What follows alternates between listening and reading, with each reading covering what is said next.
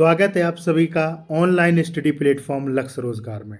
दोस्तों, आज है 9 अक्टूबर 2025 और 9 अक्टूबर से करंट अफेयर के जितने भी इंपॉर्टेंट क्वेश्चन बन सकते थे वो सभी इस वीडियो में हम लोग डिस्कस करेंगे। और उन क्वेश्चंस को करने के साथ साथ उनसे रिलेटेड जितने भी इंपॉर्टेंट फैक्ट हैं वो भी मैं आप लोगों को बताऊंगा। आप लोग वीडियो को पूरा देखिए और वीडियो के लास्ट में मैं आपसे क्वेश्चन करूंगा जिसका जवाब आप लोगों को कमेंट बॉक्स में देना है। तो आइए शुरू करते हैं आज की क्लास को।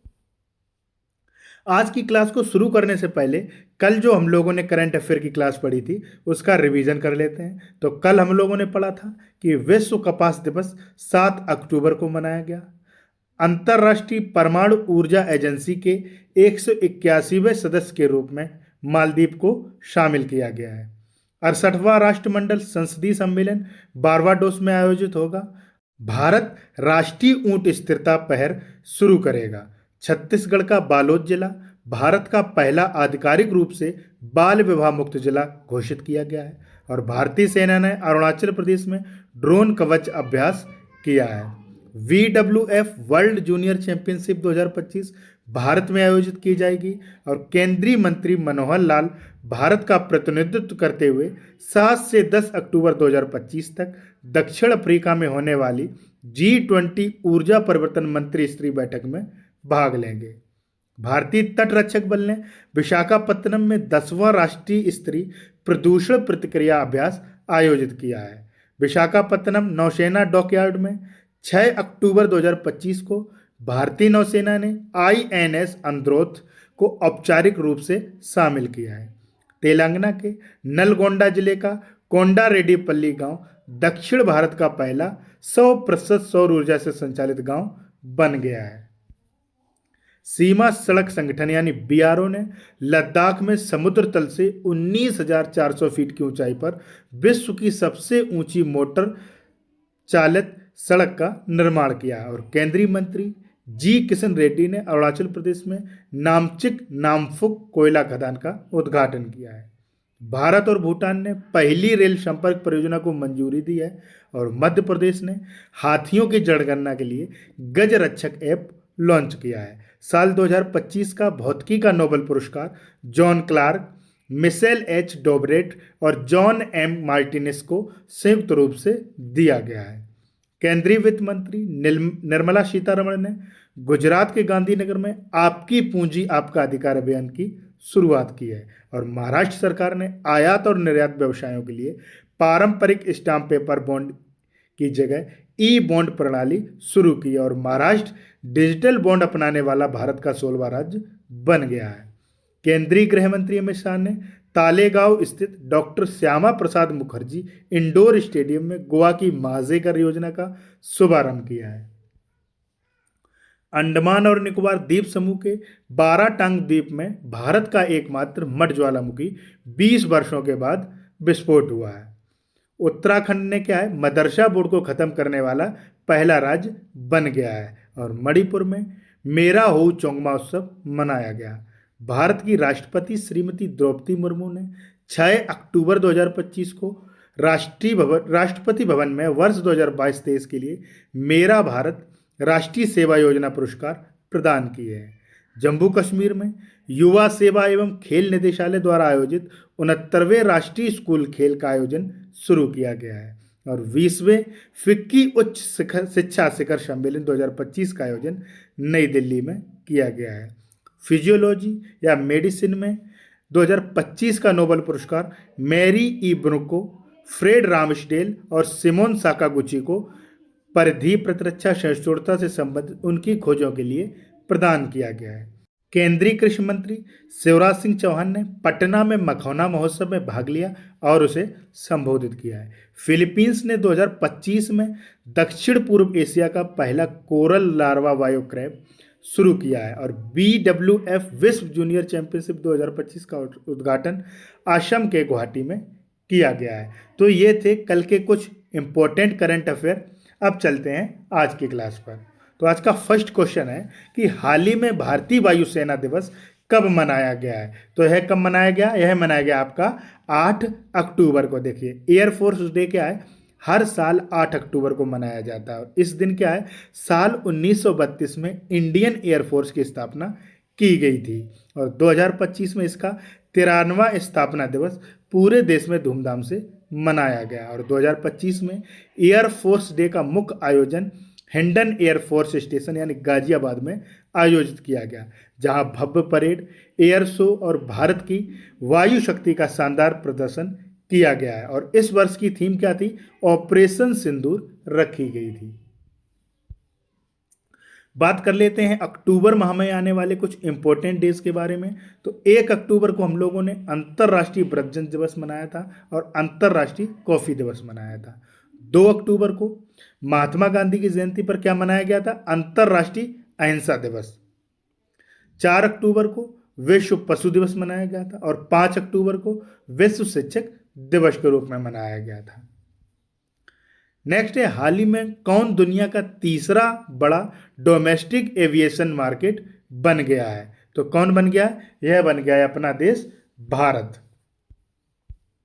अब बात आई है भारत की, तो यह मैप में भारत की कैपिटल क्या है, न्यू दिल्ली। और देखिए 18वां जो ब्रिक्स शिखर सम्मेलन है वह भारत में होना प्रस्तावित है। इसके अलावा विश्व प्रेस स्वतंत्रता सूचकांक में भारत 191वें स्थान पर रहा था, जबकि नॉर्वे प्रथम स्थान पर रहा था।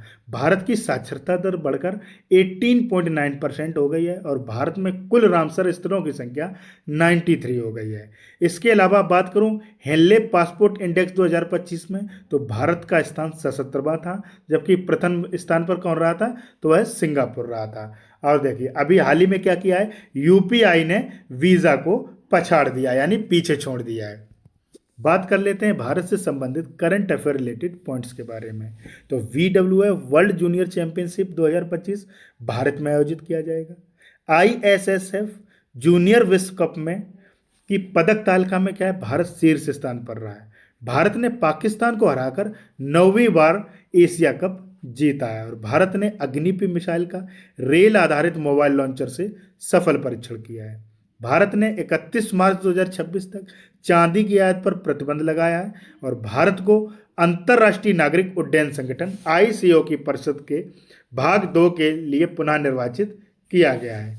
भारत ने सामाजिक सुरक्षा में उत्कृष्ट उपलब्धि के लिए ISSA पुरस्कार जीता है और भारत इलेक्ट्रिक वाहनों के लिए ध्वनित वाहन चेतावनी प्रणाली अनिवार्य करेगा। भारत ने 7वां SAFF अंडर-17 चैंपियनशिप खिताब जीत लिया है। नेक्स्ट है, हाल ही में किस राज्य ने पहाड़ी शहर इगतपुरी में नए फिल्म सिटी के लिए भूमि आवंटन को मंजूरी दे दी है। तो देखिए अभी महाराष्ट्र सरकार ने क्या है, नासिक जिले के पहाड़ी शहर इगतपुरी में एक नए फिल्म सिटी के लिए भूमि आवंटन को मंजूरी दे दी है। और क्या है, इस प्रस्तावित फिल्म सिटी मुंबई के दादा साहब फाल्के चित्रनगरी की तर्ज पर बनाई जाएगी, जो क्या है, जो एक विशाल परिसर है जिसमें इंडोर स्टूडियो, आउटडोर सेट और फिल्मों व टेलीविजन शो के फिल्मांकन के लिए सुविधाएं होंगी।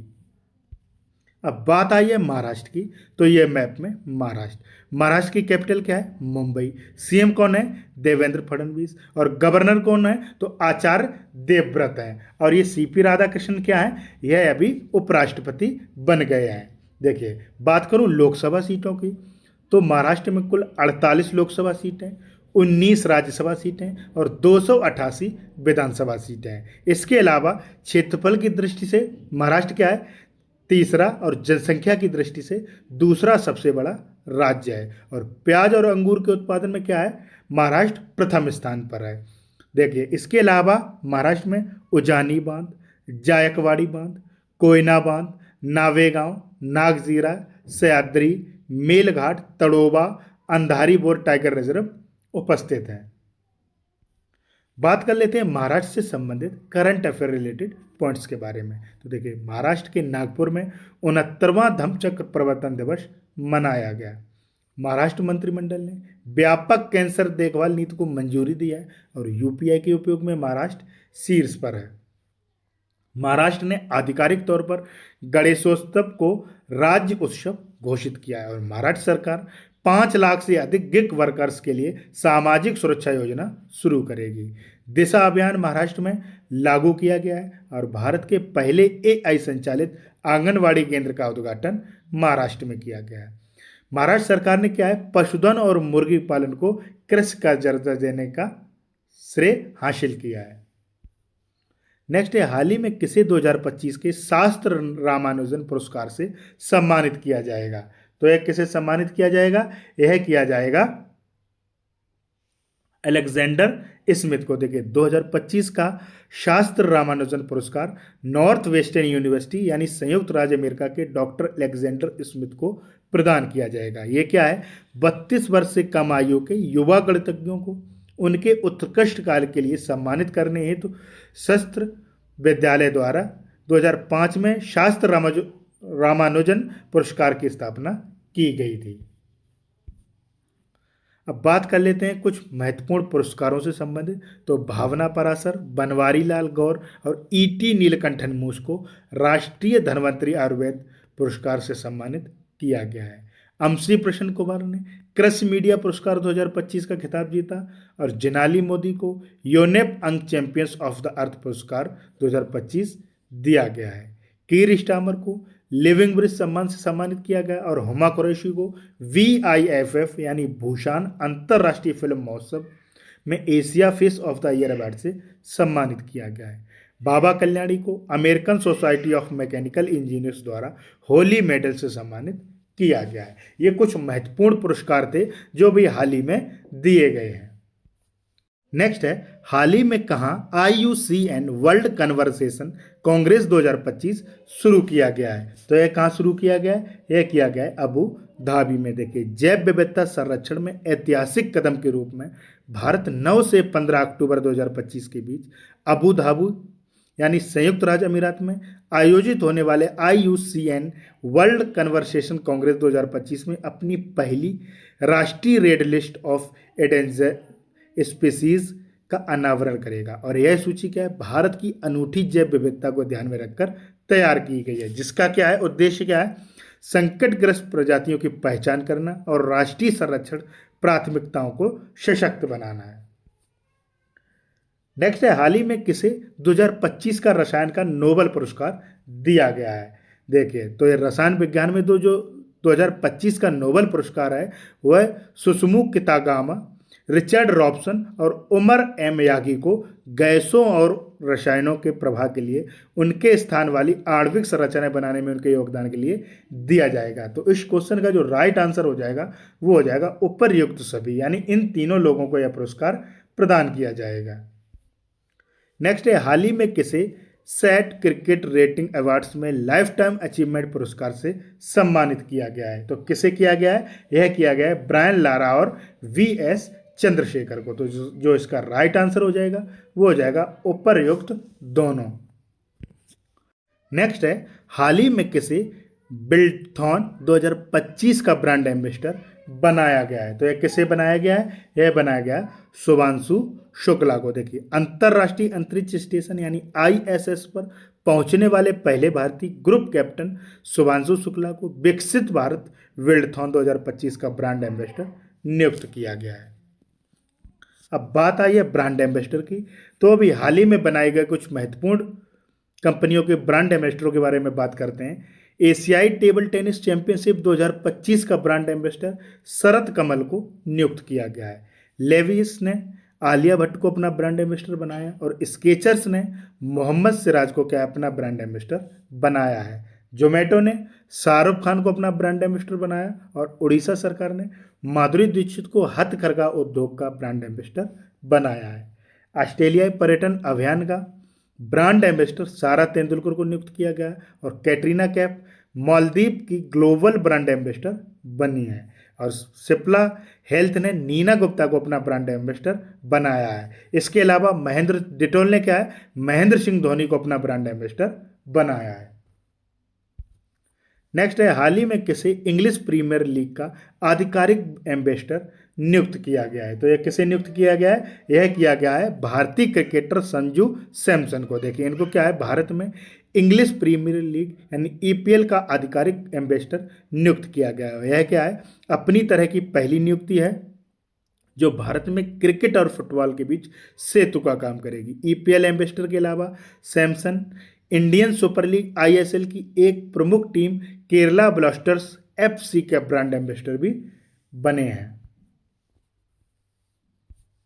नेक्स्ट है, हाल ही में किसने इंडिया मोबाइल कांग्रेस 2025 का उद्घाटन किया है? तो यह किसने किया है? यह किया है प्रधानमंत्री नरेंद्र मोदी ने। और कहाँ किया है? नई दिल्ली के यशोभूमि में। नेक्स्ट है, हाल ही में किसने यूपीआई के लिए बायोमेट्रिक और वेयरेबल ग्लास प्रमाणीकरण शुरू किया है? तो देखिए, यह किसके द्वारा किया गया है? यह किया गया है एनपीसीआई और आरबीआई के द्वारा। देखिए, इन्होंने क्या किया है? यूपीआई लेन देन के लिए एक नई बायोमेट्रिक और वेयरेबल ग्लास आधारित प्रमाणीकरण प्रणाली शुरू की है। देखिए, अब यह होता क्या है? यह होता है कि जब आप यूपीआई करते थे तो आपको पहले उसमें पिन डालना पड़ता, लेकिन अब आप क्या उसमें अपने बायोमेट्रिक के द्वारा भी भेज सकते हैं। इसके अलावा जो आप स्मार्ट वॉच होती हैं उनके द्वारा भी इस प्रक्रिया को वेयरेबल ग्लास के द्वारा कर सकते हैं। अब बात आई है आरबीआई की, तो यह है मैप में आरबीआई। आरबीआई की स्थापना कब की गई थी? तो 1 अप्रैल 1935 को। हेडक्वार्टर कहाँ है? मुंबई। और वर्तमान गवर्नर कौन है? तो संजय मल्होत्रा। और ये कौन से नंबर के गवर्नर हैं? तो यह 26वें नंबर के गवर्नर हैं। नेक्स्ट है, हाल ही में भारत ब्राजील व्यापार निगरानी तंत्र की 7वीं बैठक कहाँ हुई है? तो यह कहाँ हुई है? यह हुई है आपके नई दिल्ली में। नेक्स्ट है, हाल ही में भारत की पहली चीता सफारी कहाँ शुरू हुई है? तो देखिए, मध्य प्रदेश के श्योपुर जिले के कुनो राष्ट्रीय उद्यान में देश की पहली चीता सफारी शुरू की गई है। और यह क्या है? वर्ष 2022 में प्रोजेक्ट चीता के तहत एक अंतर्राष्ट्रीय पुनर्वास कार्यक्रम के तहत पार्क ने क्या है? अपने पहले चीतों का स्वागत किया है। अब बात आई है मध्य प्रदेश की, तो ये मैप में मध्य प्रदेश की कैपिटल भोपाल। सीएम कौन है? डॉक्टर मोहन यादव। और गवर्नर कौन है? तो मंगू भाई सी पटेल। देखिए, बात करूं लोकसभा सीटों की, तो मध्य प्रदेश में कुल 29 लोकसभा सीटें, 11 राज्यसभा सीटें और 230 विधानसभा सीटें। इसके अलावा मध्य प्रदेश चना, सोयाबीन, लहसुन, अरहर, तिलहन उत्पादन में क्या है? प्रथम स्थान पर है। इसके अलावा हीरा, मैग्नीज, तांबा, डोलोमाइट जैसे खनिजों में भी क्या है? मध्य प्रदेश शीर्ष स्थान पर है। बात कर लेते हैं मध्य प्रदेश से संबंधित करंट अफेयर रिलेटेड पॉइंट्स के बारे में। तो मध्य प्रदेश के बांधवगढ़ टाइगर रिजर्व में क्या है? हाथियों की निगरानी के लिए गज रक्षक ऐप लॉन्च किया गया है। प्रधानमंत्री मोदी ने मध्य प्रदेश के धार में पीएम मित्र पार्क का उद्घाटन किया है। और सीआईएसएफ ने मध्य प्रदेश में पहली महिला कमांडो इकाई शुरू की है। खेलो इंडिया जल खेल महोत्सव श्रीनगर की डल झील में हुए और उसमें क्या है? मध्य प्रदेश प्रथम स्थान पर रहा था। पश्चिमी रेलवे ने मध्य प्रदेश में 155 साल पुरानी लाइन पर हेरिटेज ट्रेन फिर से शुरू की है। और हिंदी में एमबीबीएस कराने वाला देश का पहला मेडिकल कॉलेज जबलपुर में खोला जाएगा। मध्य प्रदेश सरकार ने बेरोजगार युवाओं के लिए मासिक सहायता की शुरुआत की है। और जस्टिस संजीव सचदेवा को मध्य प्रदेश हाईकोर्ट का मुख्य न्यायाधीश नियुक्त किया गया है। नेक्स्ट है, हाल ही में किसे यूनेस्को का अगला महानिदेशक नियुक्त किया गया है? तो यह किसे नियुक्त किया गया है? यह किया गया है खालिद अल एनानी को। देखिए, मिस्र के पूर्व पुरावशेष एवं पर्यटन मंत्री खालिद अल एनानी को यूनेस्को का अगला महानिदेशक नियुक्त किया गया है। बात कर लेते हैं कुछ महत्वपूर्ण नियुक्तियों के बारे में। तो वीरेंद्र वत्स ने क्या है? एनसीसी के महानिदेशक का पदभार संभाला है। गौरव बनर्जी 2029 तक सोनी पिक्चर्स इंडिया का नेतृत्व करेंगे। और दिल्ली का नया चीफ सेक्रेटरी राजीव वर्मा को नियुक्त किया गया है। शैलेश चंद्रा को टाटा मोटर्स का एमडी और सीईओ नियुक्त किया गया है। और शिरीष चंद्र मुर्मू को आरबीआई के डिप्टी गवर्नर के रूप में नियुक्त किया गया है। मिथुन मन्हास बीसीसीआई के नए अध्यक्ष बने हैं। और पीरामल फाइनेंस का अध्यक्ष आनंद पीरामल को नियुक्त किया गया है।